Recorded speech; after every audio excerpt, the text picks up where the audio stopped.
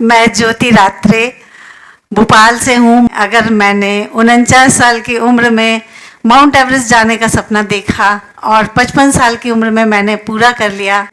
मेरी भी जल्दी शादी हो गई, 18 साल की उम्र में मेरी शादी हो गई।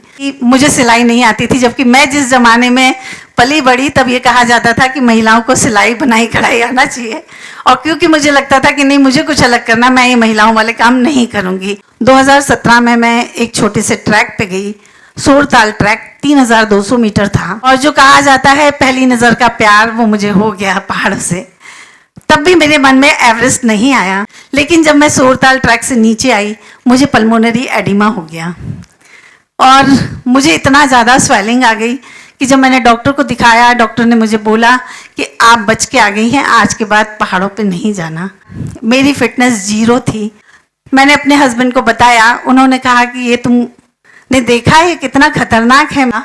तभी मेरे मन में विचार आ गया कि अगर मैं अपनी फिटनेस बढ़ाऊं तो मैं एवरेस्ट कर सकती हूं। जैसे ही मैंने बोला कि मुझे एवरेस्ट करना है, सारे लोग हंस रहे थे क्योंकि उन सबके सामने मेरी फिटनेस बहुत कम थी। मेरे हस्बैंड ने भी मुझे ये कहा, ठीक है तुमको करना है वहां तक तो ठीक है, पर सबसे बोलो तो मत कि तुम्हारी फिटनेस देखी, तुमने इतना बड़ा सपना देखा है।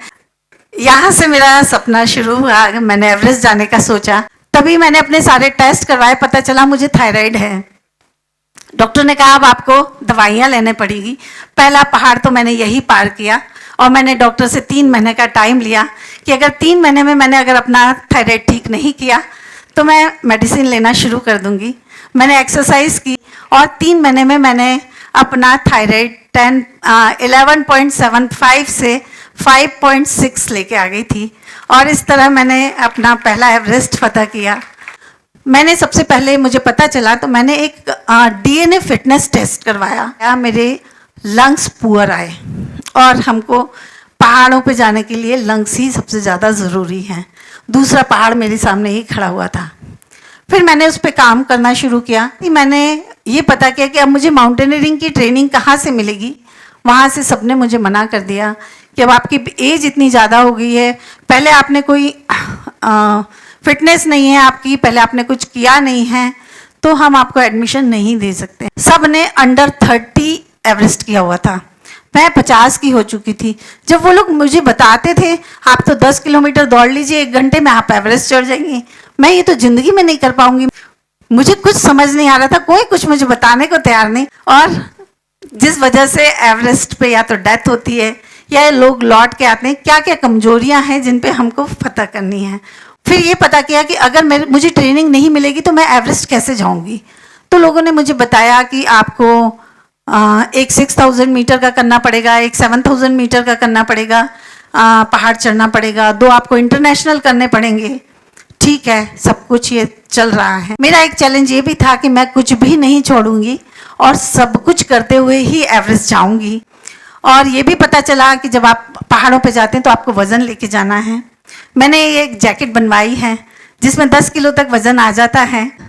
ये जैकेट पहन के अपने घर के पूरे काम करती हूँ और पैर में 2-2 किलो के मैं वेट कफ लगा लेती थी और वो मैं 10 से 12 घंटे तक पहने रहती थी, ताकि मुझे शूज़, जब मैं क्लाइंब करूँ तो मुझे वो शूज़ का वज़न ना लगे। और ये जो 10 किलो की जैकेट है, इसके साथ मैं अपने घर के सारे काम करती थी। तब मैं अकेली ही जाने को तैयार थी, लेकिन तभी कोई दिल्ली के एक बंदे ने और रजिस्टर किया। उसने मुझे कहा मैम आप फ्लाइट से दिल्ली आ जाइए, दिल्ली से आप उस बंदे के साथ चले जाइए। इस कदर एवरेस्ट मेरे दिमाग में था कि आज भी अगर कोई मुझे बोले कि कोई अननोन बंदे के साथ आपको 11 घंटे बैठ के जाना है, वो भी रात में, मैं मना कर दूंगी। मैं उसके साथ बिना पहचान वाले व्यक्ति के साथ गाड़ी में बैठ के मनाली पहुंच गई और मैंने देव टिब्बा सक्सेसफुली किया। और देव टिब्बा जब हो गया, वही एक अजय कुमार नाम है उसका, वो पहला व्यक्ति था जिसने मेरे ऊपर विश्वास किया कि मैं एवरेस्ट जा सकती हूँ। और फिर उसने मेरा सारा प्रोग्राम बनाया कि पहले आप एल्ब्रुस करिए, फिर आप किलिमंजारो करिए, अकनकागुआ कीजिए और फिर आप जनवरी में या दिसंबर में एवरेस्ट बेस कैंप करिए। ये बात है मार्च 2021 की और उस समय मैंने अपने घर पर बिना बताए अपने वीज़ा मैंने अप्लाई कर दिया और मैंने वीज़ा अप्लाई कर दिया, मैंने अपने हस्बैंड को नहीं बताया। और फिर मैंने ईबीसी का विंटर ट्रैक -28 डिग्री में किया। और ये सब करने का कारण ये था कि मुझे एवरेस्ट रीजन का मौसम और वहाँ का ऑक्सीजन लेवल का थोड़ा सा आइडिया हो जाए। होने के बाद मेरे पास फिर एक एवरेस्ट था, मेरी बेटी की शादी, और वो मैं इसलिए करना चाहती थी क्योंकि मुझे मालूम था कि एवरेस्ट पे जब जाते हैं, सारे लोगों ने बताया है कि या तो ठीक ठाक आ जाते हैं, नहीं तो मर जाते हैं कोई। और जब 2023 को मैं एवरेस्ट के लिए निकली, सब कुछ अच्छा था। मैं कैंप 4 तक पहुंच गई, और जब मैं 8200 तक पहुंच गई थी और तेज़ आंधी आई और मुझे वहां से वापस आना पड़ा, मुझे अपना शेरपा किसी की जान बचाने के लिए भेजना पड़ा। तो जब मैं 2023 में वापस आई तो घर में सबने मुझे मना कर दिया कि अब एवरेस्ट नहीं जाना है। और जब मैंने फिर से ट्राई किया, फिर से बहुत सारी मुसीबतें आई। मुझे 10 दिन मैंने कैंप 2 में बिताए हैं, मैंने 3 दिन लोत्से कैंप 4 में बिताए हैं क्योंकि अचानक से तूफान आया था। और इस तरह मैंने 19 मई सुबह 6:30 बजे एवरेस्ट पे झंडा फहरा दिया।